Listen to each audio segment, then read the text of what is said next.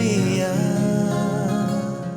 नमस्कार दोस्तों, आज बात करेंगे ग्लोबल हैप्पीनेस इंडेक्स की 2023 की रिपोर्ट के बारे में।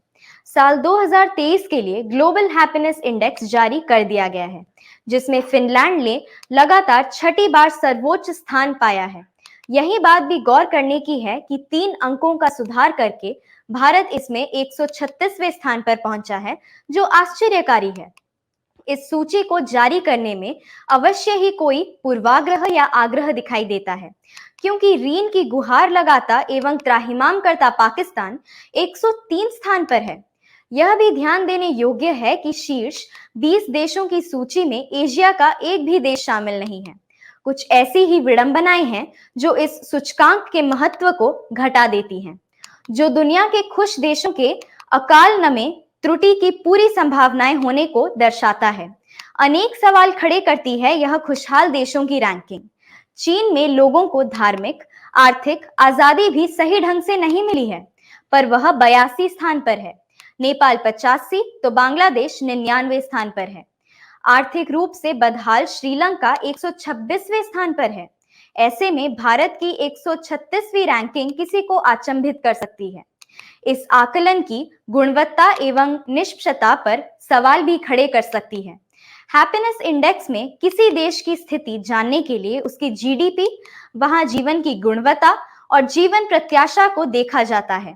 इस साल में रैंकिंग में 150 से ज्यादा देशों ने इस डेटा का अध्ययन करने के बाद सूची तैयार की गई है। इस बार 2020 से 2022 तक देशों को औसत जीवन मूल्यांकन के आधार पर रिपोर्ट तैयार की गई है। खुशहाली सूचकांक के लिए अर्थशास्त्रियों एवं विभिन्न क्षेत्रों के विशेषज्ञों की एक टीम व्यापक स्तर पर शोध करती है। यह टीम समाज में सुशासन, प्रति व्यक्ति आय, स्वास्थ्य, जीवित रहने की उम्र, भरोसा, सामाजिक सहयोग, परोपकार, दान भावना, स्वतंत्रता और उदारता आदि को आधार बनाती है। रिपोर्ट कामकसद विभिन्न देशों के शासकों को आईना दिखाता है कि उनकी नीतियां लोगों की जिंदगी खुशहाल बनाने में कोई भूमिका निभा रही है या नहीं। हमारा शीर्ष नेतृत्व आजादी के बाद से ही निरंतर आदर्शवाद और अच्छाई का झूठ रचते हुए सच्चे आदर्शवाद के प्रकट होने की असंभव कामना करता रहा है। इसी से जीवन की समस्याएं सघन होती गई हैं। नकारात्मकता का व्यूह मजबूत होता गया है। खुशी एवं प्रसन्न जीवन का लक्ष्य अधूरा ही रहा है। इनसे बाहर निकलना असंभव सा होता जा रहा है। भारत में खुशहाली को बढ़ावा देने में यहाँ की जनसंख्या सबसे बड़ी बाधा है।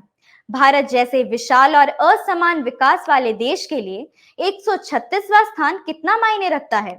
भारत में कई तरह के भारत हैं। एक अमीर व खुशहाल भारत है, तो उसमें एक गरीब भारत भी है। गरीब भारत भी विकास कर रहा है, लेकिन आबादी इतनी ज्यादा है कि अभी देश को समग्रता में खुशहाल देशों में अव्वल स्थान बनाने में वक्त लगेगा। सबसे खुशहाल देश फिनलैंड की आबादी महज 55 लाख है। उसके लिए विकास आसान है। भारत के मुंबई, दिल्ली, कोलकाता शहर में इसमें कहीं ज्यादा लोग रहते हैं। खुश देशों की सूची में दूसरे स्थान रहे डेनमार्क में 58.6 लाख लोग रहते हैं। तीसरे स्थान पर रहे देश आइसलैंड में तो महज 3.73 लाख लोग रहते हैं। वैसे भी खुश महसूस करना व्यक्ति के खुद की सोच पर निर्भर करता है। इसलिए प्रश्न यह है कि हमारी खुशी का पैमाना क्या हो। अधिकतर लोग छोटी छोटी जरूरतें पूरी होने की खुशी मना लेते हैं।